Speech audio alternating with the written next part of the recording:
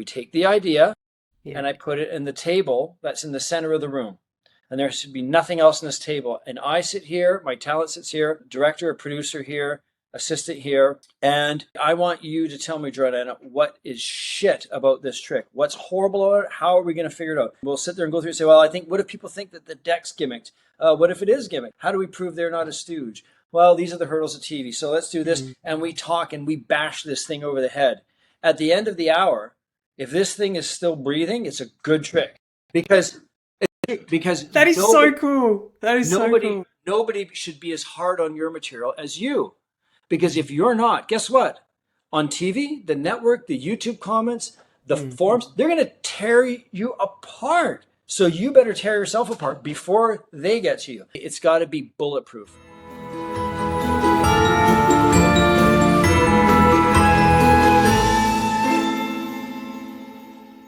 Andrew Gerard, thank you so much for joining us on the pod today.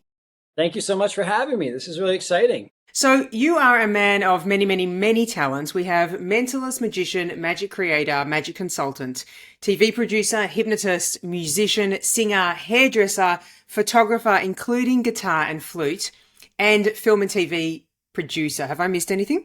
I actually have one secret profession that nobody knows about. And it's incredibly boring, but also kind of interesting. I'm actually a perfumer. So I make fragrance. Yeah, and it's a very niche thing. There's very few perfumers in the world. It's like its own magic, all the secrets of scents and studying of fragrance and notes and blending together. So I make my own fragrance. So I have a huge collection of fragrance and my own that I just sell privately to people. And I do custom fragrances for people. I meet them and talk, and I just make one bottle for them using my knowledge of fragrance and then a little bit of intuition too and luck. Yeah, so it's like my little secret job that nobody knows I do. That's so cool. A little magician with his potions. That's what I see. I got my little scale and I'm mixing stuff and sniffing and throwing it away and doing it again. And it's so many hundreds of hours by yourself and using your nose and your brain. But it's one of those skills that mostly everything you listed that I do involves a lot of the same skills. I think people are, when they meet me, they're surprisingly disappointed because, I'm just a guy, but I've just grown up my whole life doing this certain set of skills of like, whether it's photography, cinematography, writing, even hairdressing I used to do for years. It's all this kind of pre-visualization and fine-tuning your aesthetic to making decisions based upon all the things in front of you. Whether I look at your face and go, oh, their face is like this, and so I'll cut their hair like this, or this is this kind of group, so I'm going to do this kind of magic trick for them. Or whether it's this kind of scene in a film, I'm going to light and do this, or write the story like this. A lot of the same skills are kind of involved in that, except perfuming. It's like nothing. Perfuming is about putting language to sense so that you can make sense of the sense.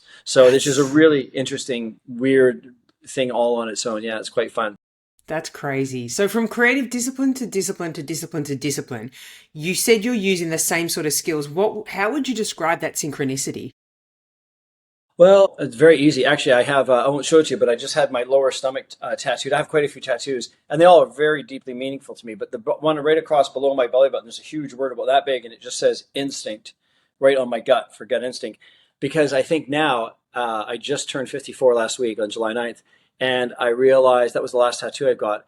And I realized that as much as I've studied or researched and tried to learn or teach myself from other people, at the end of the day, once you know all the data, it's a lot about everything I do now is instinctual. So it's a double-edged sword because I love teaching. I hold workshops for cinematography and lighting and photography and magic, but this you can't teach. It's the one thing that you just can't teach.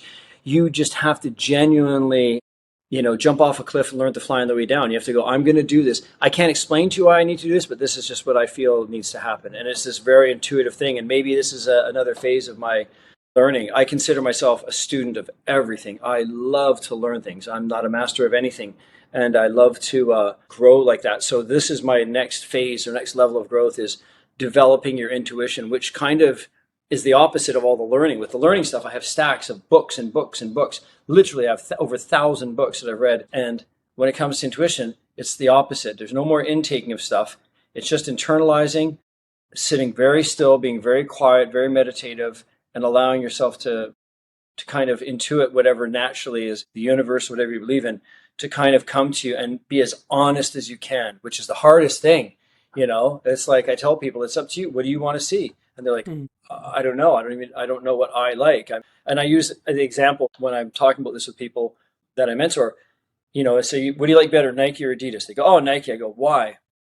The check mark's on there, the logo, but why? And they go, is it because Michael Jordan or branding or whatever it is? I go, you really don't have a preference. So we don't really know what we like because there's so much outward interference. We've never sat still and thought, what do I really like? We've never even thought about it. You know what I mean? Most of the food we eat is just stuff that's on a menu for us. We don't really think about what do I feel like. It's just we attach everything to these emotional past experiences. So I guess at this phase, I'm like, yeah, very intuitive. That's the best way to do it, is just being open. So all the connectivity and synchronicity through everything has all been one big meld now, Yeah. And I don't even have a business card. I have a business card that just says Andrew Gerard. It says Magic of the Mind. I use this for everything. It should just say man about town because I don't even know what I do. People ask me, what do you do? I'm like, I don't know. I just kind of have very distinct feelings about things. And so sometimes people bring me on or hire me to ask my opinion about what I think, because I spend a lot of time thinking very deeply about things. So I don't do anything lightly. I really try and think things through and get to the bottom of whatever it is I'm working on and Yeah. thinking very deeply about it. So yeah, I don't even know if that answers your question, does it? It does, but my second question to what you've just said is your intuition, though, you're trusting it based on having all of this myriad of experiences of going, now I can trust it. So it is a cycle that feeds itself. Mm-hmm. Yeah, it does. My latest expression, and I've only come up with this in the past 3 months. A new friend of mine, Philip Lanyon, he's a cinematographer here in Canada. He's the vice president of the Canadian Society of Cinematography, which I just joined. I'm really honored to be an associate member there.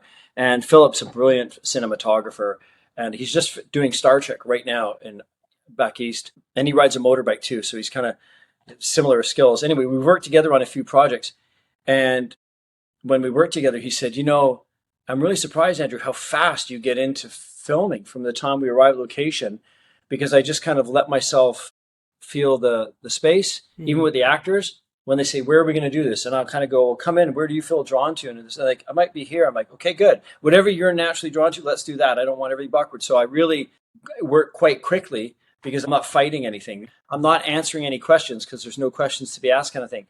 I know that sounds all hippy-dippy, but it's true. So I've come up with this term called the no plan plan. And it's the exact opposite of what it sounds like. I don't go in there going, I don't know. I go in there going, okay, I've done quite a bit now where I've kind of been prepared for every situation, which allows me to be prepared for no situation. So I don't have to plan anything. I naturally go there. I see what's happening. What do I need to do? Even when I go into a place, say for, cinematography, I just filmed this beautiful little piece for a blacksmith, and he has this shop. And he opens the door and all this light floods in. They turn on all the lights. I go, I liked when we first came in and the door just cracked open and I saw this shaft of light coming through and the fire going. Let's go back to that. Like whatever the natural state of things, I try and keep it very close. And then I'll just kind of nudge in what I want. But I don't want to completely control everything. That's a good way of putting it. I want things to feel balanced and not so controlled. And that rolls the same in my performances when I perform, magic or mind reading or hypnosis or whatever I'm doing, whatever you call it. I don't have a script. I've never operated off a script. I don't sound like I'm talking off a script because I don't have a script. Yeah. Even if I was to fumble my words, and that's natural. Well, that's what's supposed to happen. Like even in real life, people interrupt people all the time. And even when I'm acting or on set, everything is natural, because life isn't a script. I don't know what you're going to say next. You don't know what I'm going to say. So we're listening and nodding and we're reacting organically because that's what we do. So I do that in film as well, or in my live performances. Do you know what I mean? Yeah. And even with photography, it's the same thing. If I go out with a subject or a model, or I'm doing a fashion campaign, with the model, I don't go, okay, stand there. We're going to put these lights. Everything's going to be just controlled and restricted. I go, let's just experience the day. This is interesting. Let's walk over here. And I bring up my camera. We start talking, and I just kind of say, I'm just going to get some settings, and I kind of shoot, and they start kind of posing. And before you know it, we're done, and we haven't even started yet. Because I really want the shoot to be genuine. Because I can see when I see photos, this very posed, very controlled situation, it doesn't look genuine to me. So when people sometimes look at my photos, they'll say, wow, this looks like they're really connecting with the camera in a very natural, realistic, and genuine way, that's all that I'm about now. I'm about something that's just real. I don't care what it is, good or bad, ugly or pretty, whatever, the food, the photo, the people. it's got to be real, because that's what magic is. And when it's real, we've seen David Copperfield fly around on the stage, which is beautiful. It's a piece of art. It's beautiful. But the very moment that an audience sees a rope or a wire, they go, oh, it's just a wire. But if you were to see someone levitate 1 millimeter off the ground and you knew it was real, that would be amazing. That's what I want. I want the real thing. You know what I mean? And I'll, if I don't get it, then I'll die trying. And I'm happy to do that rather than trying to force and control everything. I don't know if that makes sense, but yeah. It does. So it sounds like intuition and spontaneity are the through line between all of the different art forms. Yeah. Yeah. It's not even spontaneity, because I'm not consciously saying, okay, and go, action, take the picture, do the trick. I mean spontaneity in terms of responding to whatever's happening in the moment. Yes. I always use the analogy of a river. It's probably getting a bit old and dated, but I think, this process of being a performer or just a human being is just like laying down in a river. And some people try and, the river's flowing downstream, they try and swim upstream, and they just kind of are struggling and they're fighting and everything's hard and they're not getting much headway. And that's how I see a lot of people trying to create themselves, whatever, music, magic, whatever you're doing, photography, movie making, acting, is people struggling because they're trying to force something to happen. And usually it's because they're generally trying to copy what someone else has already done. Oh, Brad Pitt did the new F1 movie, so I want to do that. Do you know what I mean? I've said this before. I'd rather fail at being who I genuinely am than having any kind of success copying anyone else. And that's like swimming against the river. So my thing is, I just turn around, lay on my back, I go with the flow. Well, I'm not fighting anything. Life gets so easy. And I think that that's where people use these terms like the law of attraction, or they, conjuring things or manifesting things. And all it is you just stop resisting things so much. Do you know what I mean? Yeah. And there's a real power in saying yes. I mean, people have asked me, what's the magic word? The word is yes. Like, open yourself to opportunity and experience. And if it serves you, not to everything, of course, but just that idea of not being so controlled. And as magicians, there's safety in that. In people, there's safety in that, because you want to approach your stage or a close-up table and have a script and have your tricks in your pockets loaded. I'm the opposite of that. I take nothing. If I'm there and all of a sudden I'm going to do something for someone, I'll be like, oh, can I borrow your lipstick? Yeah, and give me a napkin. Actually, I'll just write this on my hand. And I'm organically working with whatever is there. And believe it or not, this is a long time ago, but one time, I don't think the public will see this, but one time a waitress there, and I wanted a pen to write something on. And I was going to acquire some information from somebody. I wanted to have them write it down. And the waitress handed me her pad, which just happened to be a receipt bill with a carbon paper in it. And they write it on there. And it was like, oh, I'll take that for you, and just crumple it up. And I'm like, so you got to get these little rewards sometimes when you go work organically or work within the parameters of just the natural flow of things. And that's what I look for. But I should say that's what I don't look for. That's what this happens. Whatever happens, happens. That's great. I'm up for it. No script is the best script. So, okay, no script is the best script. You will just ask an audience member for their lipstick. A lot of magicians need the scripting, need the effects, need to be completely decked up. What advice do you have for someone who feels comforted by having everything that they need? Absolutely. So there's a couple of trains of thought on this. One is saying that, like, script, patter, all of this stuff is like training wheels on a bike. It's good to get you up and going, but you should be in your head, eventually I want to lose this script. And I'll tell you, I worked a gig a long time ago, maybe 20 years ago, and another magician was there. They had a close-up magician, and he was doing this, rope routine for these people, and he had a very strict script. And I saw him perform, and somebody in the audience, it was in a casual environment, so it's not in a theater or stage, right? It's just close-up.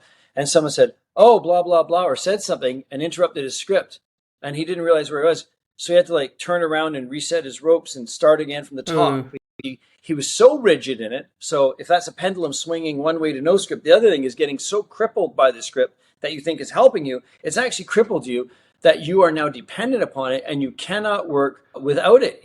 Years ago, I kind of cut my teeth working at resorts in Playa del Carmen and Cancun and that kind of thing. And I remember one night I got food poisoning and I had a temperature of like 102. I was sweating. It was Mexico. I'm doing a straitjacket escape. And I had to improvise the whole show because every show was improvised script. If I had had a script, I would have been dead, but nobody knew. Luckily, I just threw up in a bucket off stage after and I was fine. And so I think to people saying, well, let me do a trick that, let me do something in my show that maybe is scripted, not scripted word for word where someone can't interrupt or you'll collapse, but scripted in a way where you have a general north, south, east, west direction of what you want to do. You have a couple of lines where they need to participate and speak back to you, that you can have your script for that. But then give yourself permission, ask people a question or engage with them and have a process where they can feedback or have some sort of participation, so they don't feel like saying, do we even need to be here for him to do this? Or is this just you home in the mirror talking to nobody? You know what I mean? Yeah. It's like you're a YouTube video. And I think that that's where magicians can loosen up. Now, years ago, I released a DVD, a VHS tape maybe back then, called The Process, or The Process. And it was my invisible framework into performing magic and mentalism. And I did offer some effects to highlight the process, but it was more the framework and psychology about how to present these things. And very loosely, the first thing was, when you enter a space, you have to be socially, invisibly visible, where you're in a space, but you're not walking up going, hi guys, how are you? I'm my name, and being such a caricature of yourself that you're, oh, it's showtime and this is a character, unless you are a character. If you're a character with the top hat and that's your, professor, whatever, that's fine. But I'm just saying, if you're a normal guy doing magic, you should speak to them as if you're not there doing magic, just as if you're a normal person. Do you know what I mean? Because that's going to open that door way more for you. And, and I've always been a fan of joining people rather than just hovering in their space and doing everything at crotch level. So if you can, sit down. It's true. Magicians do that. They have the cards and they're just like going, you're standing up and they're sitting down, people leaning back like this. So basically having a premise for whatever you're doing. The premise can be very, very simple. You don't need to be long-winded. It doesn't need to be scripted. It has to be based within the parameters of their lived experience or their reality. So in other words, if you're doing something where you go, look, I've got a coin here and I'm going to put it in my hand and put wiffle dust over it and it's going to vanish. Well, people don't really believe in wiffle dust. So when you say, unless it's kids, but if you say that to an adult, they're going, oh, he's a magician. This is a shtick. This is okay. The wiffle, like you're not genuinely being a one-on-one person with them, right? But if I took that same coin and said, I brought this coin with me tonight because something really interesting happened just before I left. I was actually coming down and I couldn't find my glasses, and I'm looking everywhere, racing to get here tonight to perform. And I swear to God, there's nothing on the table. I'm looking everywhere, and all of a sudden I look down and my glasses appeared. Like magic, and I'm a magician. So this is really incredible for me to see a pair of glasses literally appear on the table. And I thought about it, and I said, they must have been there all along, but why didn't I see them? And then I realized I couldn't see them. So, if a hallucination is seeing something that isn't there, this is a reverse hallucination, is my inability to see something that is there. And the reason I couldn't see it is because I'm so used to seeing them there. And crazily enough, so if I take this coin and put it in my hand, you can see the coin in my hand, right? You can't see it now, but it's there. Hold on to my wrist so I can't do anything. I'm going to give you a suggestion now that you can't see the coin. In other words, it's going to be psychologically invisible to you. And the reason you won't be able to see it is because you should be able to see it. I open my hand. Can you see the coin? And they go, no. Interesting. Okay, here, hold on to my wrist again. I'm going to remove that suggestion and suggest to you that the coin isn't there. Now, because I say it's not there, you can probably see it again. They go, yeah, holy crap. Is that like psychology? Now, they will believe that premise is a real, I've done this for people and they go, are you like a psychologist or a doctor or something? They think that I have some knowledge. So I perform things kind of for my style that is very close within their reality. Now, you don't have to do something like that. You can do anything. If you're doing cards, you're going to ask people, you believe in coincidences? And they go, yeah, or no. And you go, oh, me too. What a coincidence. Haha, it's a little, but you can go, let's, and it's a funny thing. You go, coincidence. Take a card out of the deck, anyone you want. Which one? The two of hearts. You know what? I picked the exact same card today myself. You don't expect, believe me, sign your card though, so that this will be yours. I'll show you mine later. And do whatever routine you're going to do. And maybe at the end you say, oh, I put my card in my wallet earlier to prove to you. You probably don't believe it. Look, in there's a two of hearts. But you know what? The weird thing about it is that mine had your signature on it already before you even picked it. Now they're going, yeah, I'm not saying I'm sprinkling wiffle dust and it's going to vanish through time and space and appear in my magic wallet. Do you know what I mean? Like the way that I think people can perform like that. And because that's a really interactive way to perform, it doesn't require a script. It requires me talking to them and them answering back. So if I said, Jordana, do you believe in coincidence? Yeah.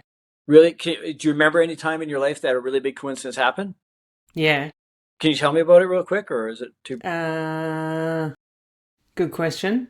That was a general yes. Well, that's the thing, though. That's the thing, because you believe I'm a performer, you don't answer on it. So you go, Yeah, yeah. But in real life, if I asked you, say, do you ever have any coincidences? People go, oh, yeah, I was 100%. with my sister. And they start, and I listen to them. Crazily enough, I don't talk. They go, one girl, she said, oh, yeah, I was thinking of my sister because she was going to visit. And then she called me and said she's at the airport. And I'm like, oh, my God. And I'm like, really? And I'm like, huh. Well, and now I can use that.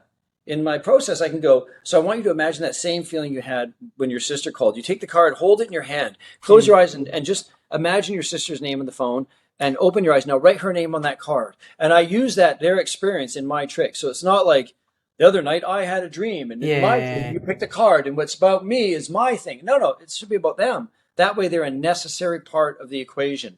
And you're not a YouTube video. You're not a script pattering at them.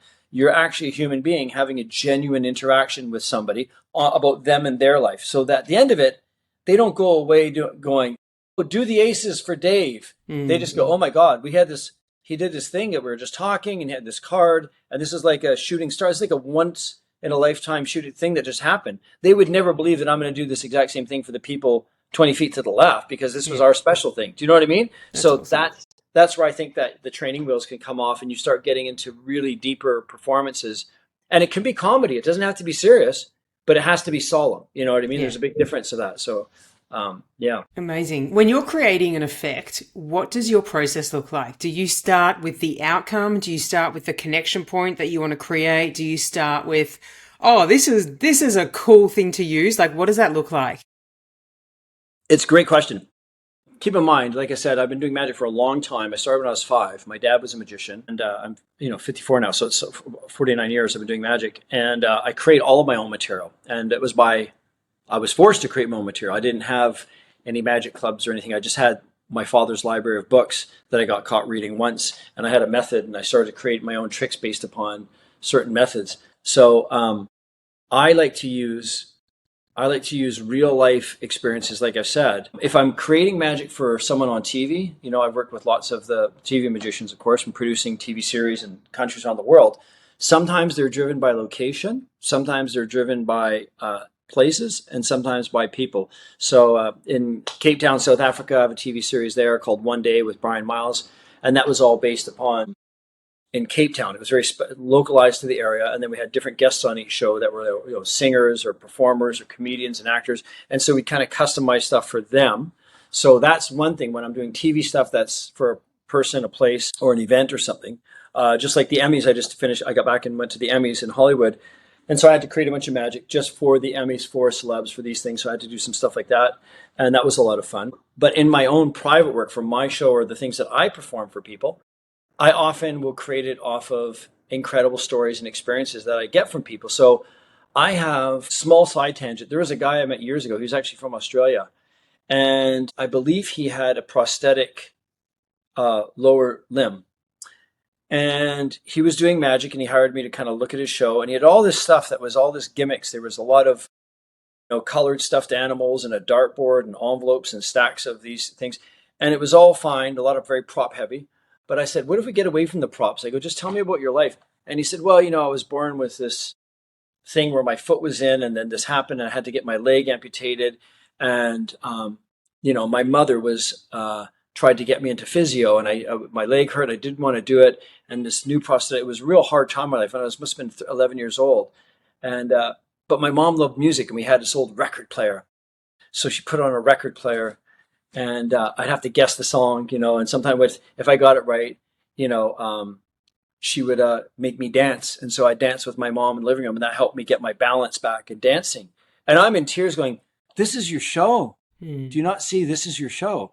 You have people rolling dice and throwing, darts at blue monkeys to get a number to deal cards down. What you need is a collection of albums and a record player on stage, and tell this story and have people pick a record and pick a number, play track 7. And when they play it, you and your mom come on with a video dancing to that song as a little boy, or a photo, and invite the member of the audience, and just like, that's beautiful. And it's real. And this guy's like, how did I not see this my whole life? I go, you are the man. You're an amazing story. So I often see, another good thing of this is where I grew up in Sydney, there's this fish market right at the end of the pier where all the kids play and they jump off the pier and into the water and they shrimp and crab. And there's a fish place down there where the guy's chopping up fish and he comes out and there's harbor seals that come and he throws the fish head and the harbor seal's waiting. Everybody watches this and whatnot. Anyway, the woman at the cashier, I grew up there in Sydney and she's still there today. And this was years ago, maybe 11, 12 years ago now. I went there and she had one of these cloth things with change in the pockets, like you used to have at fairs. And she's giving people change and here's 20 cents and this, that. And so I said to her, can you just reach into your pocket and grab some change? And she was like, sure. I said, how much is in your hand? And she's like, I don't know. And I said, how could you know? You'd have to know the weight of every dime, nickel, and penny in your hand and 2 pennies and one, every combination. I go, how long have you worked here? And she goes, I've been here over 60 years. I go, so you've already done all that work. You've been doing nothing but grabbing customers' change automatically. I'm going to write down a number of change, a number here, and I'm going to hold it. And I told her, I said, would you reach into your and granularly grab some change? I go, count it, how much? She was like, $1.28. And I go, that's exactly what I wrote down, $1.28. How did you know that? She's like, oh my God. And she goes, I don't know.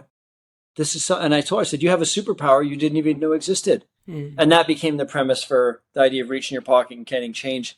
And I shared this with a couple other mentalists, and it kind of made its way through the underground and out. And now people have marketed ways to do this. But you're really missing the beautiful thing is that you can show people that they have this superpower and that their life matters and that their occupation matters and the things they care about matter. And using magic to put that spotlight off of me and onto them is everything to me. I don't want any spotlight. I spent most of my career hiding from magic clubs and conventions and dealers' rooms and all that stuff and just working with people in television, being very much behind the scenes because I need to be that. I can't be inside of a painting and see the painting. I need to be distanced from it. You know what I mean? And I have great respect for all the magic clubs and the conventions and all the people that do that. Some wonderful friends. But for me personally, I need real life. I need to go outside, talk to people, hear experiences, get inspired. And this is where the real magic is for me. Yeah. Amazing. I love that you're just like randomly just going, here's some glitter. Here's some glitter. Here's some glitter. That's cool. That's a skill that not a lot of people have, to just go, you're just doing your everyday thing. Let me take time out of my life to show you your own magic. Yes, I love that. that's literally. And again, when I was a hairstylist, that's what would happen. People come in, a girl with like super long hair, and I'm like, so we're going to go nice and short today? And she's like, oh, no. My hair is everything. And I love really long hair. And I trimmed this much off her hair and she was happy with it. And then she kind of came back at the end of the day after she was like, I want to cut my hair short. When you said that, I just felt like something was so scared me, but I thought, why am I so scared? She went and thought about it. I cut her hair short, like all of it off. And she cried. She loved it. She came back the next day. She goes, you know what?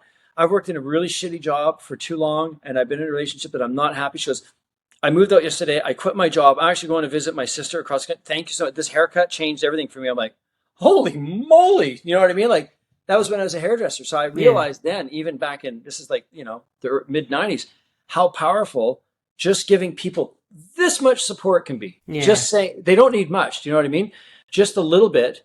And I'm a fan of people. I love people. I love their stories. And I love if I can take any, they say performers try and get the spotlight and grab the spotlight. But I really think the power is taking the spotlight and putting it on other people, because if you do that, it was your spotlight to give in the first place, and that's the beauty. And ironically, the more you do that, the more people want to, look at you like you're something special, which is the opposite of what I want. Because I always tell people I don't have any power, special power. I'm just a guy. And I've spent my life doing this. Other people have friends and kids and families and they go outside. I don't. I sit here and I think deeply about these things and I try and open my mind up, and everybody has so many gifts. I remember when I was really young, my dad telling me that everybody has one super special gift and you got to spend your life finding it, because it's like a dartboard with a bullseye, You want to make sure you've aimed for the center, because that's where your strength is. If you aim for somewhere on the peripheral, you'll never really be that happy. So, think long and deep before you take your shot at what you really want to do. And 99% of the time, people, they live their life, they go to school, they go to university, they get a degree, they come out going, I hate my degree, I don't want to do this, I want to go back and do what I did when I was like a teen, what I was interested in before I started, whether it's music or something, or, So luckily, I dropped out of school in grade 8. And so I just grew up as a creative hustler. So I spent all my time convinced that I'd probably be homeless one day. I thought there's no way I'm going to be having it. So I've resigned to the idea that at least I'll be happy doing what I love than miserable doing something I hate, and it worked out for me. So it's like, Yeah.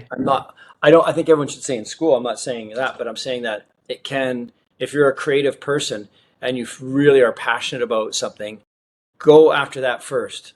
The no plan will work for you but you have to commit. It's like jumping off a cliff and believing you can learn to fly on the way down. The only way you figure it out is by learning to fly on the way down. Yeah. So, Yeah. and sometimes failing is a good thing. You know what I mean? This is, my dad used to say, don't go skiing until you know how. And he said it sarcastically. I thought, I would go, wait a minute, you got to go fall down. But okay, I get it. You know what I mean? Like that was, Yeah. you know, Amazing. So talking about some of your TV stuff, I have a whole list of credits that I'm just going to like throw your way now for anyone who's listening and isn't across it. So you've trained, written, produced, directed, or consulted for David Blaine, Criss Angel, Keith Barry, Dynamo, Dan Sperry, Brian Miles, Lou Chen. Very star-studded list. So couple of questions. Actually, more on that. So you worked with Criss Angel on Mind Freak season 1 to 3, where you were creative magic consultant, designing and scripting illusions. David Blaine's What is Magic 2-hour special, where you were magic consultant, creating and designing illusions. Deception with Keith Barry, where you were magic creative producer, teaching hypnosis and magic effects to Keith and scripting the pilot. Brain Hacker with Keith Barry, 10 episodes as magic creator, where you scripted and designed magic effects, mind reading and interactive magic. So much, and I could go on and on and on. yeah, there's lots. Yeah. Can you paint the picture of a brainstorming session for a TV show? Is it just like sky's the limit of a mishmash of ideas generation? Like, is it madness? Well, the names you mentioned are all incredible people that like I said, I deeply love all of them. They're all just the most, I've had the incredible privilege of working with these guys that are so talented, so incredible. And the thing that I want to say is, especially the guys that came up kind of like Brian Miles in South Africa, or, Keith, when I first started, these guys, and even Criss, he had, when I met Criss, he was already in season 1. And people see all these magicians and go, oh, well, they've got it all. They've got money and teams of people. And if we had that, we could do that. And you have no idea, like these guys, their blood and soul and heart are into it. They mortgage their family's house twice. They work doing nothing else, and they sacrifice everything else in life to just try this, to fail for like a decade before they make it. You have like 10 years of suffering, some cases, like horrible, like everyone else would give up, but they just stick in there because they really, really are the real deal. They genuinely love it, and they want to bring that joy to people, and they want to be that. So all the guys I work with are genuinely like that, and I think that if people knew that they'd say, it isn't what you think. There isn't, buckets of money and ideas everywhere. You sit in a room. I mean, I have my own process creatively whenever I do a TV production of what I do. And it's not a big secret. There's a few pictures I could send you. But basically, I have an office with a few tables in it against a wall, one in the center. And I love balance in the room, and I'm very symmetrical.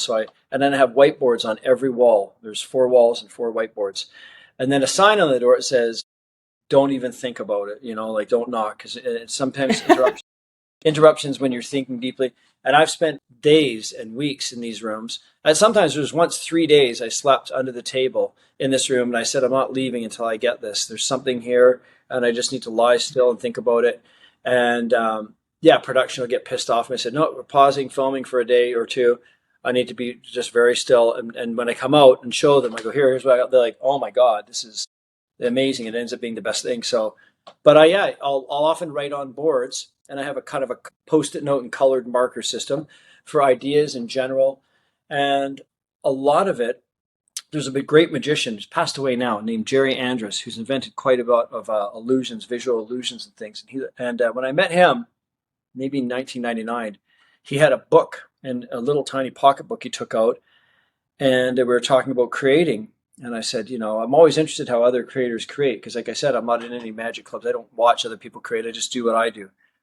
And he had a book of words, just word, like the word dissolvable. He'll have a word called, buoyant.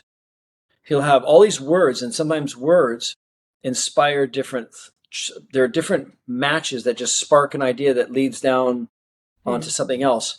And so sometimes it's not even your thought; it's something you say that someone else will mishear or think something else and come back and like, oh, that's not what I meant, but that's interesting because this, and then you end up having this collaborative thing where we're once again down the river, twisting and turning like jazz. So often I will have words associated with things. If I was to, right now, say we're going to do a show for you, I'd say, what's the most important thing in the world to you, Georgiana? What is the most, or Ooh, what or who? There's no wrong answer. Don't even think. creativity, without a doubt. Creativity. Why? Yeah, Who's creative in your life? me. Besides you, where did you learn who? Who did I get creativity from? Gosh. It's always driven me to just be completely fearless. Right. So It's like fearless. There you yeah. go. Fearless. So you create so you're not scared. Because it's scared. No, so fear in other areas, but create no creative fear whatsoever. It's That's freedom. right. So you create so you don't have to feel fear. Right? Hey, look at that, Jesus. Right? Woo! This is Yeah. it. Because if you Is weren't this the creating, therapy session? It's just started? no, I'm just saying this is on my whiteboard number 1, creativity underlined on the left-hand column in yellow, fear/fearless. Yeah. So now I go, what does that mean? Fear, fearless. Well, that's fear. Fear of what? If you're not creating, it means you're not trying. So you're fear to try. Why? Because you'd be judged. So there's judgment around attempting to try. It's not trying and failing. It's actually just trying itself, which is, amazing. So I'd say, let's do something with you where we can try and piece a piece of magic around somebody trying. So if I ask somebody, I said, are you a good artist? Are you a good drawer? They go, oh no, I'm a horrible artist. I'm going to give you a paper and a pen. Why don't you think you can draw? And they go, well, I'm just shit. Great. I said, well, luckily you won't have to see your own shitty drawing. I want you to take this card and pen behind your back and just randomly try and draw something. Anything. Just try. Just move the pen around. They go, okay. I go, there is no wrong answer because you can't see. You see, I've eliminated the part of the problem that you hate, which is being judged. Now face down, put it on the table. Now, how scary was that? All you did was try, but we don't know whether you've failed or not. And I hold it up and it's a bunch of squiggles.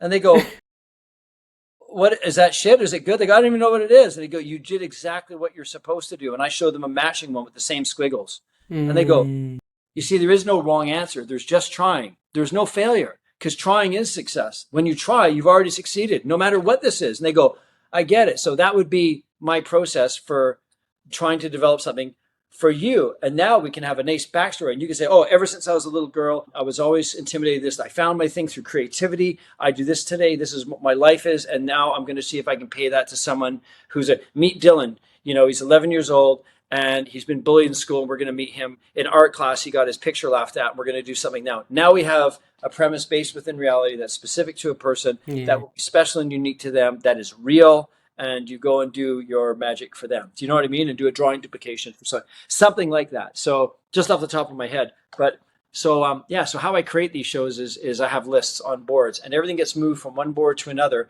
as it gets more powerful. And how it gets more powerful is this. We take the idea and I put it in the table that's in the center of the room.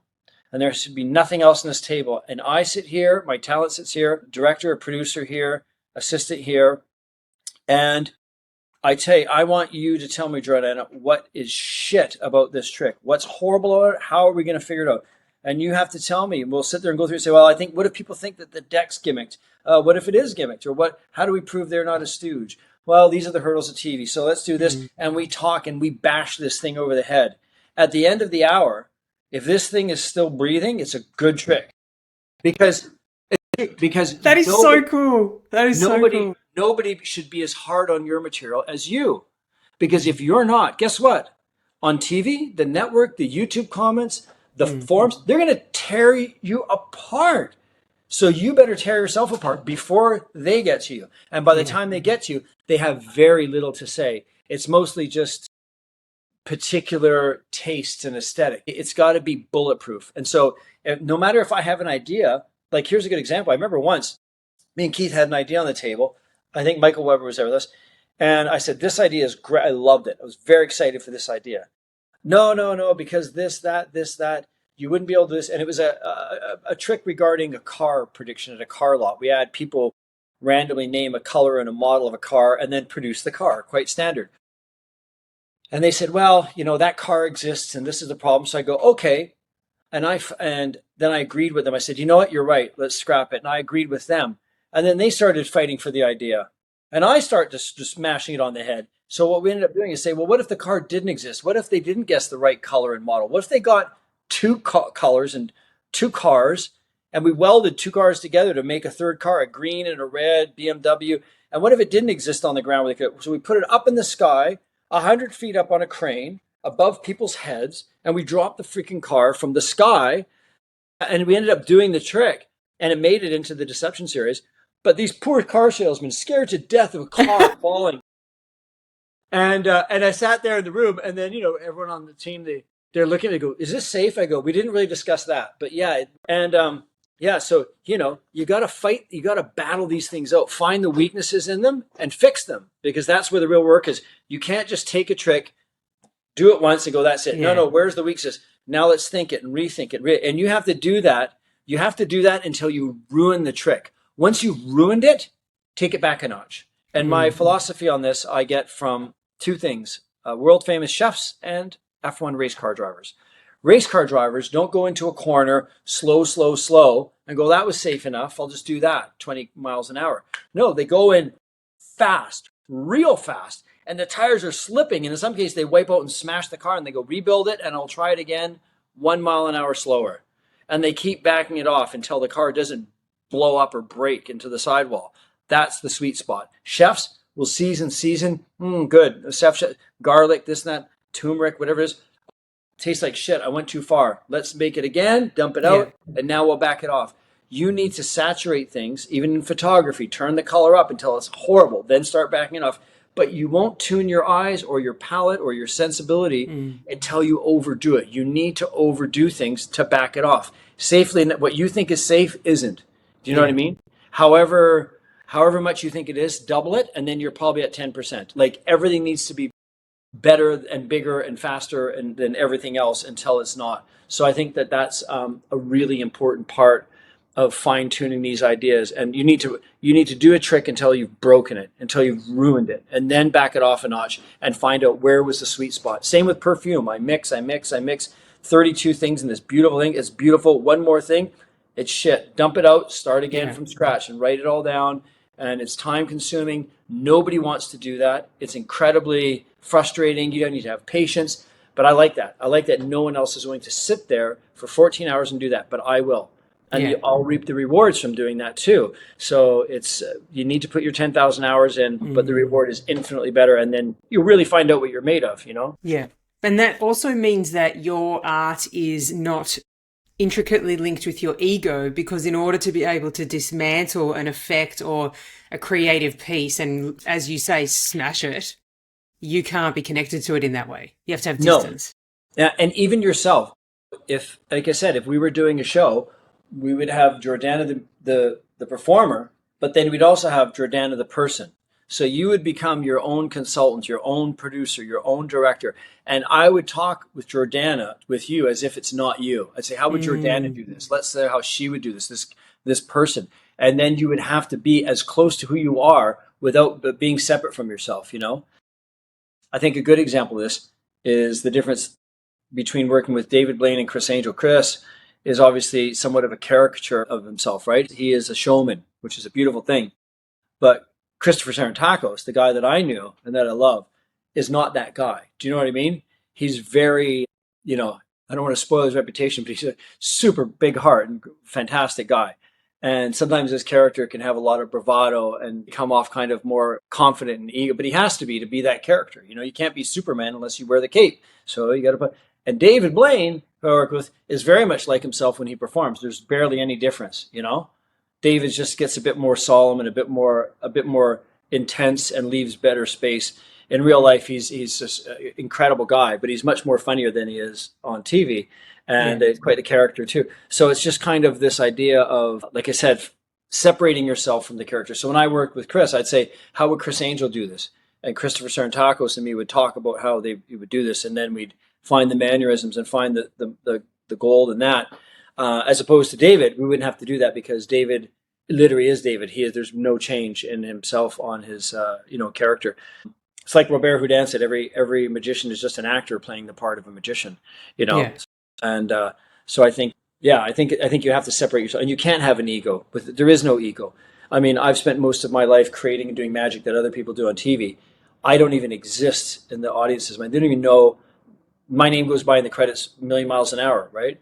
And I just have the satisfaction of going, the person I'm working with, I love the project. I believe in this. I'm going to give everything and they can take it from there. I'm going to fly home.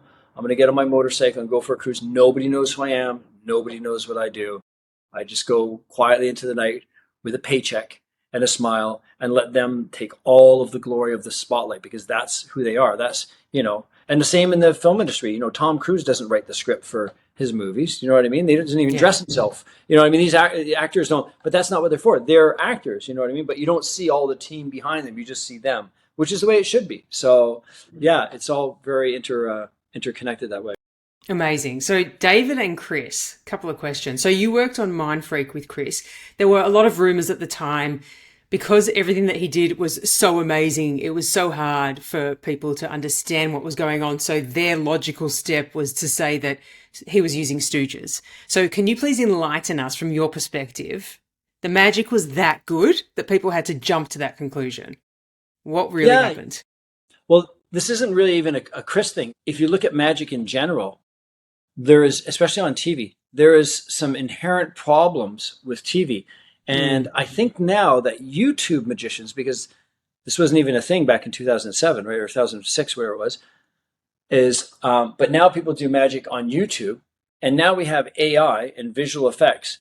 So, I could sit here and dribble this cars and then pull out a shoe, and people on YouTube are going to go, oh, that's AI, or that's an edit, or that's a cut, or that's this. They're very skeptical, even if I could do it for real.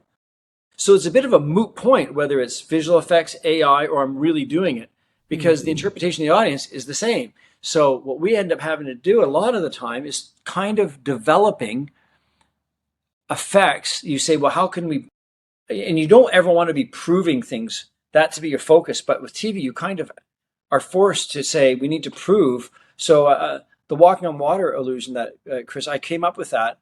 And it was amazing because at the moment, I thought, he's going to walk across this water in a swimming pool that people are swimming under his feet as he's stepping. So I need to prove that these people aren't stooges, and I need to prove that there's no plexiglass in the pool, because people think that they see the shot of people swimming, or they see the shot of his, and they see him walking across the water. They see his feet, and they think just below his feet he's filming a camera with himself. They think there's plexiglass there, and I can tell you that there's not. When you see his feet stepping on the water, there's nothing in the pool, right? But people. And so we have to find ways of, and I always say this in the nicest term, manipulating the medium. With magic, you manipulate people's perception in real life all the time. Every time you load under a chop cup, they can't see that because you're manipulating and directing their attention. But if you were to see this on a screen, you'd see the exact moment that the chop cup, you'd be able to pause and go, aha, right there, I got him. That's another problem with TV. So one of the things that people don't see that's invisible on television, in every production I've worked in, has nothing to do with specific with Criss, is that when you do an effect for someone, the people that you're doing an effect for will have to sign a waiver, whether that's before you perform for them or after, right? Some cases it's both.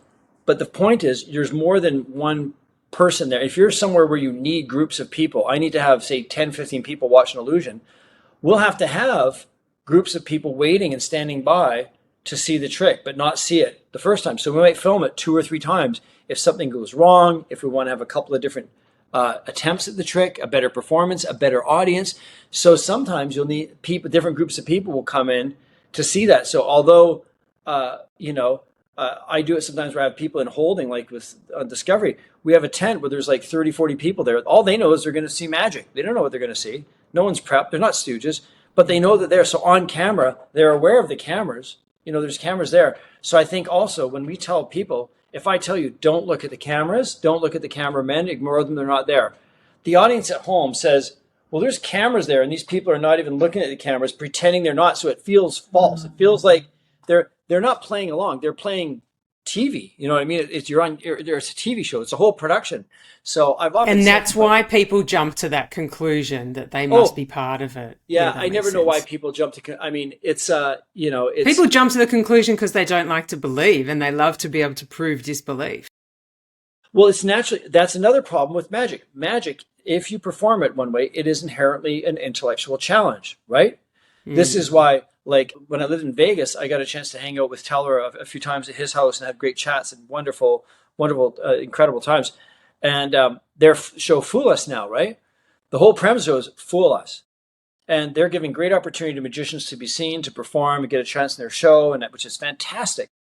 But the idea that the success or failure of the trick is if you fool someone or not, to me, it's not the nucleus. It's not the center of the dartboard. The center of the dartboard is creating a real moment for something in time that feels like a shooting star. Not, okay, up next, do the thing. I know how you did it or I didn't, which is a part of it. But Penn and Teller both can appreciate massive beauty in art and theater performing. You know what I mean? So I wish, personally, and I mean, it's not that important to me. Otherwise, I'd go get my own damn show and do it. But I would have it call like this, not Fool Us. I would have it like magic us or wow us or inspire us, and have the success or failure of the performer would be on the audience voting how impacted they were by it. Do you know what I mean? That's cool. Yeah. Because I can tell you, I can do tricks that'll fool magicians all day long. They're the most unentertaining, non-interesting, boring things ever, right? But I would get an award because I fooled somebody, right? And I can tell you, I can make somebody come to tears just by doing a crisscross force, right? With meaning. So this idea of impact on people is more valuable to me than fooling. So, but I think the show is fantastic. Penn and Teller are fantastic, and they've had incredible magicians on there, and it's raised the awareness of magic overall for everybody. But the side effect of that is going to be people going, "Oh, you didn't fool me," or "I think I can figure it out. I know I can Google that now." Or I can, you know what I mean? Which they do before. Yeah. I think that the idea of having the difference between you and your audience can't be that you got to the magic shop first, right? Otherwise, they're going to be one swipe away and go, "Oh, you're floating a ring in the air, floating ring. Oh, there it is. That's it. Yeah, I just bought it, $2.99 from something.com, and I got, now I'm you. You know what I mean?" Yeah. It needs to have something that is, and keep in mind, everything that I'm saying is my own personal opinion about how I perform and the work that I do. It's probably not accessible or interesting to over 90% of magicians out there. 90% of magicians out there would much rather put on a yellow suit and a top hat and do tricks they bought out and kill with it and entertain people and have a blast doing that. I'm a fan. But for me, where I'm at in my thing, I have to work a certain way. My brain doesn't do that. I need to approach things in the way that makes sense to me. And I think everyone should do that. And I think everyone should be free to do that. There is no right or wrong way, for people to perform. It has to resonate with them, Yeah. And were you working with David Blaine in the era when he popularized close-up street magic? Right. Were you with him in that heyday of creating that? Yes and no, not the first one. This was like 10 years later. So street magic that David first came out with, which was amazing. And people kind of forget how impactful that was. David changed close-up magic again forever. And the effects that he did, you could rising deck and biting coin, all these things, you can buy out of a magic shop, And that's what I think the real lesson is because I strongly believe someone today could do all those exact same tricks, go make a show, as long as they are an interesting person like David is. He's a fascinating looking guy and great performer, that they could have the same success the show did today. Do you know what I mean? Or maybe not those exact tricks, but relative ones that are at the same level by today's standards. But yeah, so David, when he first called me, Paul Harris was at my place. We were working together on some projects and the True Astonishment sets and whatnot. And he was on the phone. He's like, "Oh, Dave wants to talk to you." And we talked. And I just finished Mind Freak season 3. And David was like, "Come to New York on Monday." And it was Friday. And I'd just gotten home. I remember looking at my wife at the time. She's going, I go, "Okay, let me talk with my wife." And he's like, "Okay, Tuesday." I'm like, "Tuesday, let's do Tuesday." So I flew to New York. I had a great time. As soon as I got there, he threw motorcycle keys at me because he knew I rode. Orlando Bloom was there just finishing up, so we did some magic for him.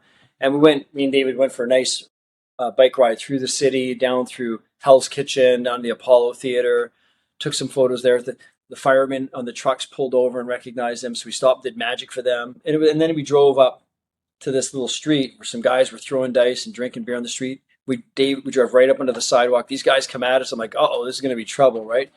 And as soon as Dave took his helmet off, like, oh, Dave, what up? And they're like all hanging and talking. And I did magic for them. And then we goes, let's go sit here. And we went and sat on these steps, the stoops. And we started doing magic for each other until the sun went down. And he said, go up and look at that door. There's a red oval plaque. And I went and looked at the door. I said, Harry Houdini lived here. And it was Houdini's house. We'd been sitting on Houdini's steps for some time doing magic. And it was a real special moment. So much gratitude for that day. I remember it greatly. And David was doing not a comeback, but he hadn't done a show for a while. So it was initially called What is Magic, what it came out with. And yeah, so we just sat talking and writing ideas down. And I got to meet some of the guys he was working with and became friends. Yeah, it was really, really amazing. And then keeping in touch with David over the years, seeing him and down in Seattle when he was in for a meeting, or down in Vegas and just hanging out. He has a neat way to do it too. We'd go out to nightclubs. We'd just go and test stuff. We'd walk around, no alcohol. We just want people, and then I still do this. I go to environments that are loud, noisy, a nightmare to perform in, right? I did the same with Keith Berry. We go to the Roosevelt Hotel on Sundays in the lobby part, big party going on with Nikki Hilton and all of her friends. And we're doing magic, so loud, music's booming, you can't see anything. But I go, if we can do it here in the trenches all night long, perfect. In a quiet place on a street with cameras and a control, it's going to be gold. So you're saying if you can do it in the absolute hardest conditions ever, it will stick. Yeah, that's cool. Yeah, that's why again, that is the physical equivalent of a verbal script. So if you go, okay, I got this script. Cards are like cheese, and people cut cheese and people cut cards, like in France. And you have this whole weird thing that you're going down that sounds contrived. You want to do that with your physical thing. Don't give yourself your jacket with all of the pockets and all the things. Go out in a t-shirt. Don't have a close-up mat. Don't be in a quiet diner where you can sit down and everyone's at the right angle. Go into in an elevator full of people and go watch and just surrounded by people in the worst environments and do magic in those things. Yeah. That's what I do, because then everything else is gravy. 100%. You're golden. And even when I might be tipping too much here, but even when I work with, let's say, I don't think Aiden would mind, Brian Miles from South Africa, in one day, or Keith, when he's doing a move, whether it's a false shuffle or a Rubik's Cube thing, or any sleight of hand or any talking or doing a trick, and where the camera's there, I will stand this far from his face, close up, around him, behind him, and I'll have my assistant with a bloody cowbell, anything to distract, and just let him keep going, no matter what. These guys are rock solid. They are freaking, he's hardened steel. You can't put a dent in their performance. You know what I mean? And you don't see that prepping, but at the end of that day, they can do anything. You know what I mean? They don't have me breathing down, screaming at the back of their neck, ringing cowbells, having people go out, loud noise. I got Metallica cranked in our room, and they're still just doing the trick perfectly and flawlessly, and everything's perfect. That's golden. So I think that's it's kind of like a boxer trains, trained in a hot, underground, rusty basement with horrible, no proper gym, just a hunk of metal and a car engine you're lifting up. That way, when you get into a nice, soft, cozy, air-conditioned ring with nice, silky glow, you're going to tear someone's head off. You can do a lot better. So I think that's one of my strategies with magic too. So kind of losing the script, losing the physical preparation, so everything's, so when you do go out, it's the reward. You know what I mean? I did stand-up comedy for many years, and it's exactly that thing. It's like highest highs, lowest lows, and now I'm prepared for every single thing that happens on stage because I've already had it 10 times, 1,000 times worse before. It's like, hit me, bring it, I'm ready. So it's the same kind of concept. Exactly. I work with a lot of comedians, actually write comedy too, and I just did a 1-hour Netflix special for a comedian, and I had to direct it. And it was the exact same thing. And we filmed the entire special in a little dive bar against a brick wall. Horrible. Waitress wave going up, people clanging. The TVs are on with a sports game. People are yelling their head off. You don't get this quiet pin drop theater. You don't get that. So when you do get that, and you know if the material kills there, it's going to kill anywhere, right? Like that's what, even Chappelle, Louis C.K., all these guys, they go to that place in New York, the Comedy Underground, whatever it's called, and they work it out there, and it's literally the exact same thing. Actually, Bob Cassidy, rest his soul. I got a chance to work and hang out with Bob. Uncle Bob used to call him. And he said this, we had this talk. He said the same thing. He goes, he used to work in dive bars, biker bars, loud, noisy. People are throwing beer balls at the stage. Oh, crazy rough place, real rough place. And Bob would have them tamed, sitting like children at attention. Like he just only, and if you can do that there, then you get into a quiet theater where people are paying and want to see you. That's the best situation. So do you think that most performers should really make it, like, have a strong intention to go, I'm going to do what I do in the worst possible scenario because it will elevate my act and my performance 1,000-fold? I don't know if I can give that advice to everybody. I think that you could probably say that about a lot of elements in your act. For example, magicians love brand new, soft, fluffy cards, perfect doubles, etc. But if you can do all these moves with a horrible plastic card, and it's going to be a lot better. If you can, and also people know, like, when you perform, magicians have a great outfit, everything's done. You get out performing, you're drenched, soaking in sweat, your tie's on, your belt, your shirt, you're a mess. You know what I mean?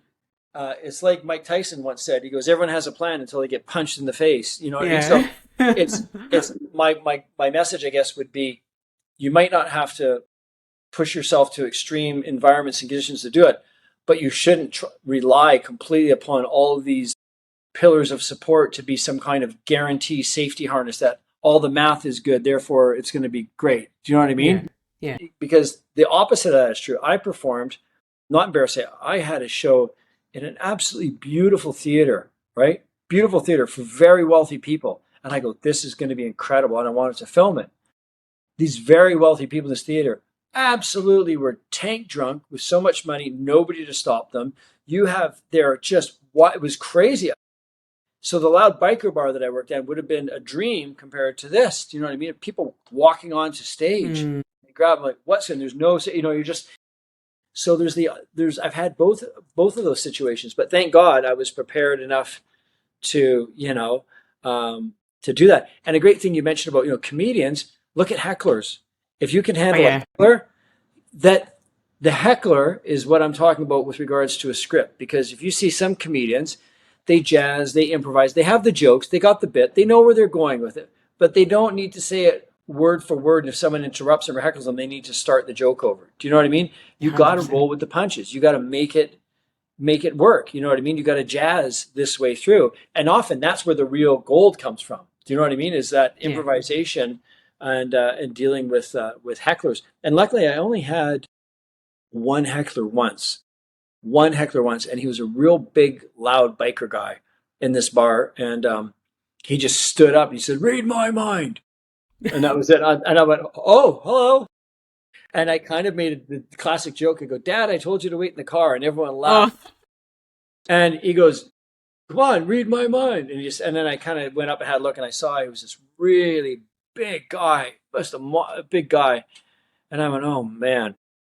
And so I said to myself, I took a moment and I said, "Okay."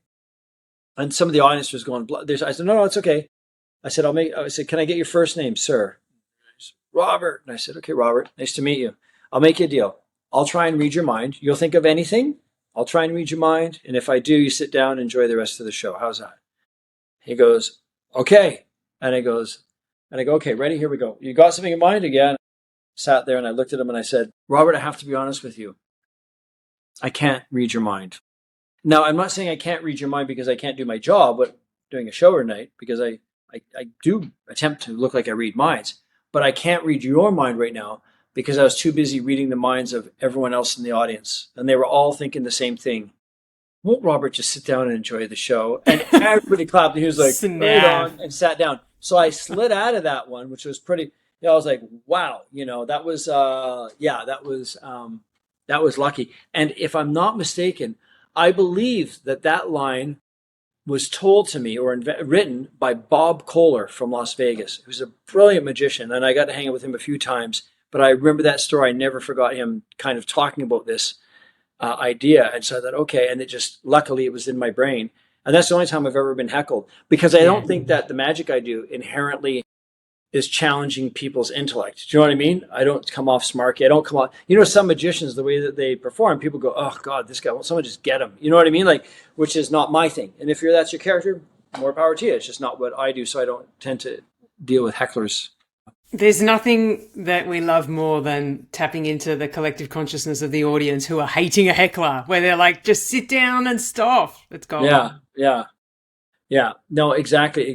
But I think that, like, again, those parallels of kind of, the skill set that you get from dealing with those things all comes from telling yourself, I don't need to have every word scripted. I don't need to have this special jacket and these socks on. I don't need to have my special. I'm enough just being me. Do you know what I mean? Yeah.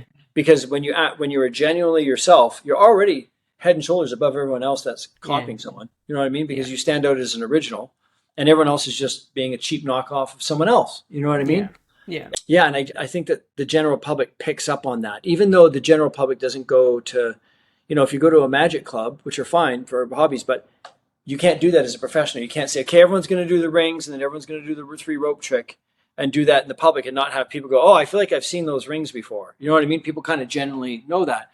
So in that world, you have someone really good doing these tricks, and then a whole bunch of people copying them, and also copying their personality, their intonation, their stage presence, their gestural vocabulary, and they all kind of look very similar. You know what I mean? To the point where, 3 guys all show up in yellow zoot suits, and you go, what's going on here? It's just too samey.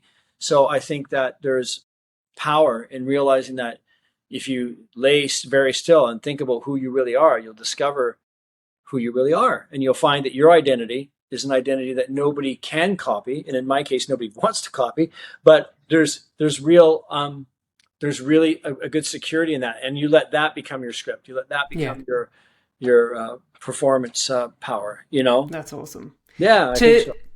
To shift gears a little bit, you had a car accident and brain injury. I did. Shift gears. That's a good segue. Thank you. Curious, I'm assuming, and never assume, but you would be living your life differently with a different level of insight. What can you share in terms of how your life has changed, or in the way that you actually view things differently from having that experience? Yeah, well, that's a really great question. And this is why I hate Halloween. It was on Halloween in 2011 at around 3:00. I was in my little sports car. And by the way, I didn't drive until I was 35. I never had a license. I was just always,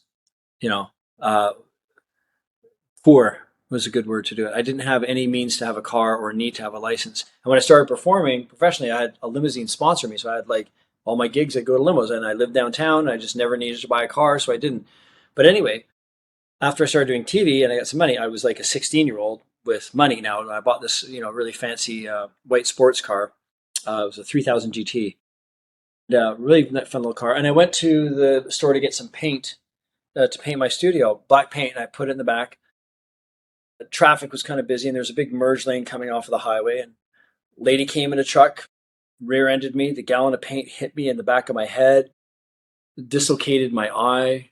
My hearing was gone, separated shoulder from the seatbelt, spinal problems, everything. A massive concussion that resulted in a traumatic brain injury. And 5 days after this, I was supposed to fly out to LA to start filming my own show and to produce on a TV series about a haunted ghost thing. So this took me out of my life that night. I never forgot it. And I thought I was going to die. And this is one of three moments in my life that I can't explain. And I remember just before it happened, I had this overwhelming feeling that I go, did I have a dream last night that I got hit by a car? And I looked up to the rearview mirror, just bang, right there. I said, big thing. But I absolutely 1,000,000% positive that I had this Deja vu. feeling, this instinct that I was going to get hit. And I'm such a skeptic of everything, but damn it, I could never shake that one. And so yeah, I had this brain injury, and that took me off of obviously everything. I was in like a concussion therapy clinic and saw like maybe 30 specialists and for all these things, and I gained a bunch of weight, and it was about a year and a half later you get back about as much as you can get cognitively, and my brain I think sponged back quite a bit. And I got some great support emails. I didn't tell anybody. I didn't tell my agent, or I didn't tell the world, because I was like billed as Gerard, the supermind, you know. And all of a sudden, I don't even know my phone number or where I live, and I couldn't walk and talk, and I was like overwhelmed by everything. But as a result of that, something really strange happened. A number of strange things happened. But about a year in, I got a knock on my door, and it was an Irish guy that lived across the hall. And he said, "Oh, my name's Mark. I'm a singing teacher." And I go, "Right." And he goes, "I saw you had a guitar on my wall, on your wall." And I'm like, "Yeah. I was wondering if I could give you a vocal lesson because I want to teach classes, Oh, my thing." And I go, "Oh, you go ahead, make all the noise you want. I don't care." He said, "No, not about the noise." He goes, "Just, I want a guinea pig for a student." And I go, "Oh, I don't sing. I'm like tone deaf. I could never sing, right? My whole life, I'm like, I don't sing. I play guitar quite well, but I don't sing."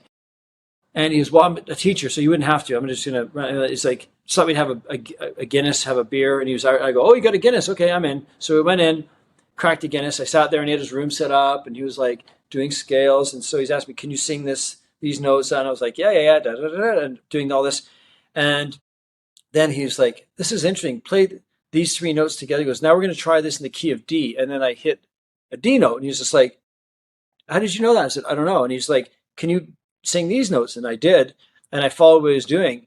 And he says, "Do you sing?" And I go, "No, I'm tone deaf." He goes, "Well, you're not tone deaf." He goes, "You got really good pitch and your voice sounds really interesting." And he goes, "If I play this, can you sing these three notes over these chords?" And we started mucking around. He goes, "You play guitar?" He goes, "I want you to go and write a song. I think you should write a song." So I go, "Okay." So I went home, across the hall, picked up my guitar, and I just wrote this song called Here. And I went back and knocked on the door. He's like, "What's up?" I said, "I wrote a song." He goes, "Already?" It was like 10 minutes ago. "Yeah." And I played it for him. He recorded it on his iPhone, me just singing and playing. And I came back home, and my voice, I could sing, and it knocked something loose in my head all of a sudden. I was singing like quite good, like more that didn't even sound like my voice. And I go, "This is wow. really weird." He's just like, "I think you're a singer. You got to pursue this." And I was like, "Okay." And once again, mirroring that idea that just a little support is all I needed at that point. Mm. So I called up one of my friends, Rand Pink in LA, who's a mentalist and also a wonderful music producer, genius guy.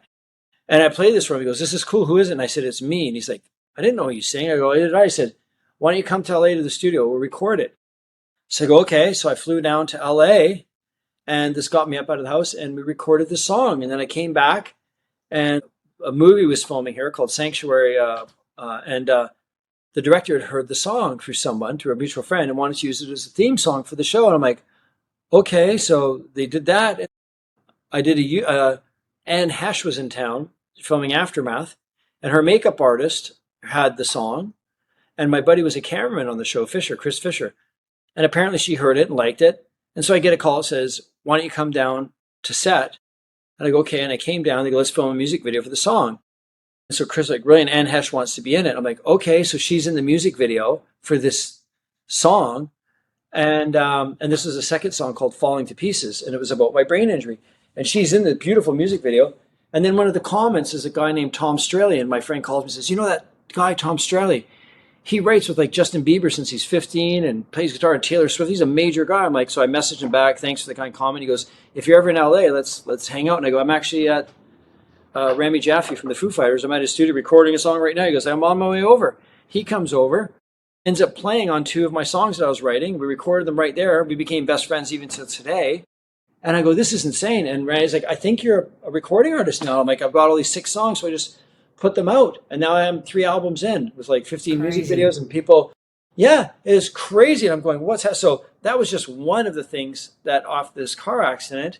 And I Wow. realized it knocked something loose in me. And it was the belief that I couldn't try, right? That was belief that I could, so I could, "Oh, I'd try anything now. I don't care." I just didn't have any apprehension. I didn't have any ego.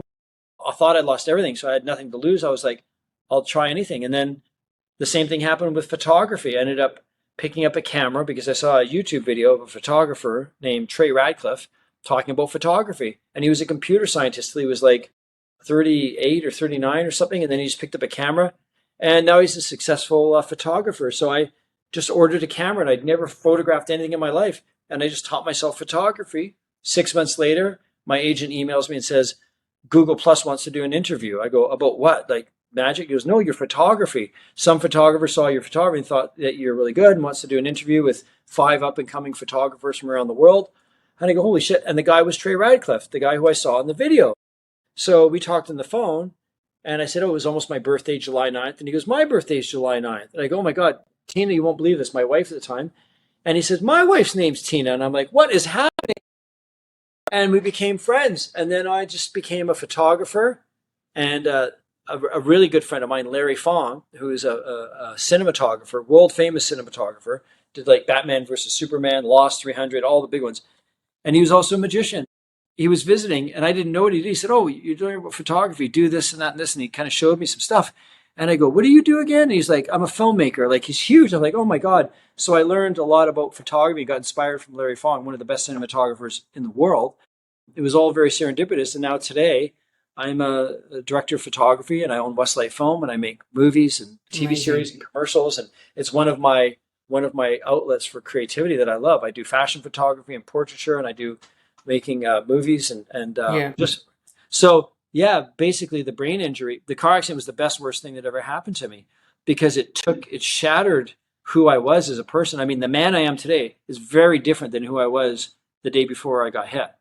And when you said that it knocked something loose, which was the freedom to try things, was that because you had that moment of gratitude of going, oh my gosh, it could have all been over. Now I'm just going to live in the most free, expressive way and do whatever I want? Or was it less conscious than that?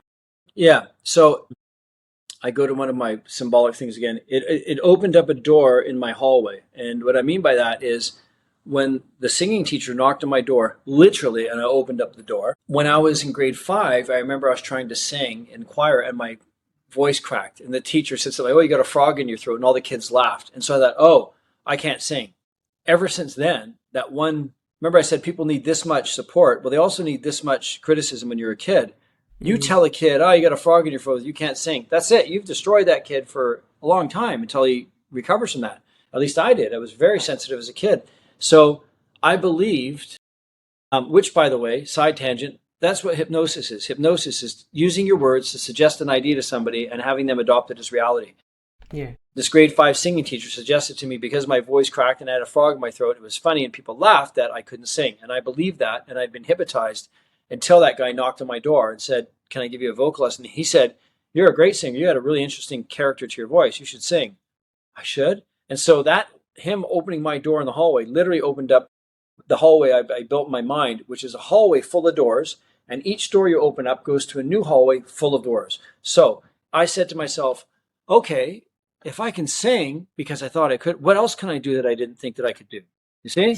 Yeah. So nice. It was just that one door, and it wasn't even opening the door. It was just a crack. I kicked it off the hinges from there. But you just need to have, just take a peek inside that hallway, and you'll find that a lot of what we are, the way that people live their lives is they've put these limitations around them that they believe that it come from other people. And sadly, other people give you those limitations because they have their own fear, their own limitations, and they're scared to try. So they put that onto us, right? And you adopt it. So this isn't a learned thing, it's an inherited thing, right? We inherit this from other people, sometimes even family. So I think that when it changed my perception and made me curious again to go, what else can I do if I can sing? Maybe I can do this photography. Maybe I can be one of the best photographers in the world. Maybe I can make movies. Maybe I can do this. Maybe I can do that. And I gained like 45 pounds. And I thought, well, maybe now I can lose 40, 50 pounds, and now I'm 54. I'm in the best shape of my life. I feel incredible. And it broke my structured way of thinking.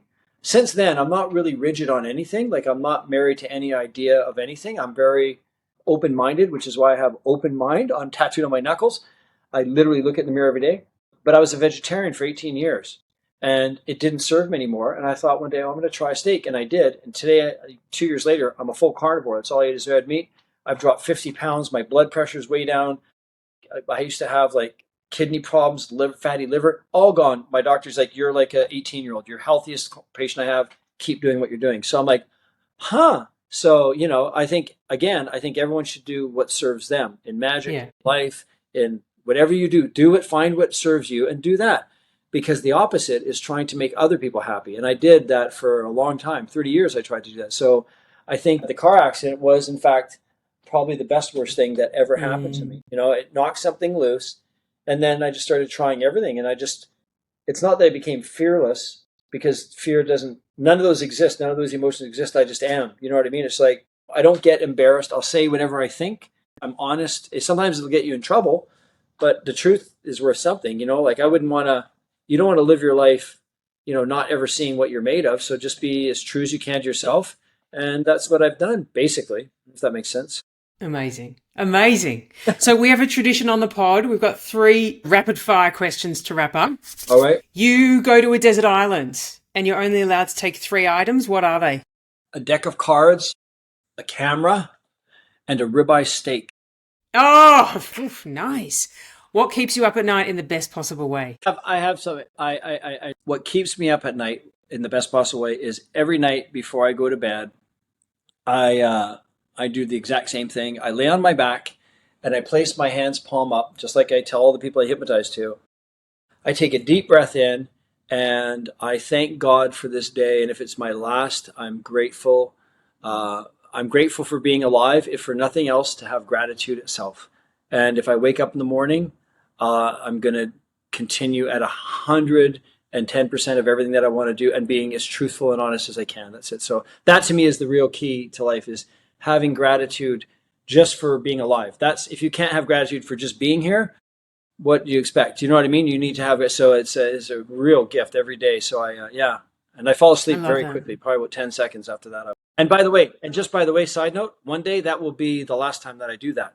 So that is how I will end my life, like that. Yeah. Unless I get hit by a bus. In that case, I'll probably palm up here or like that. And if your younger self could watch you today, what would surprise them the most? That I talk to strangers. Because as a kid, I was so tragically shy. I would be so shy at home, except for my parents would have guests over for dinner.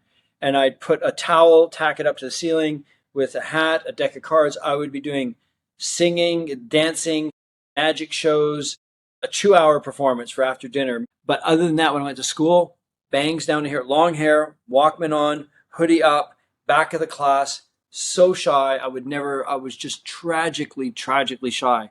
And today, I couldn't hide. If the FBI wanted to find me or the police, they could go anywhere and goes, "Where's Andy?" Because I talk to everyone, where I live, every shop owner, good morning, everyone. I talk to everyone, knows me because I'm just such a big blabbermouth, because I love people. I just love people. Amazing. Oh, Andrew, it's been an absolute joy. You are literally the definition of a creative genius. And I just no, you are. I love how you're laughing at that.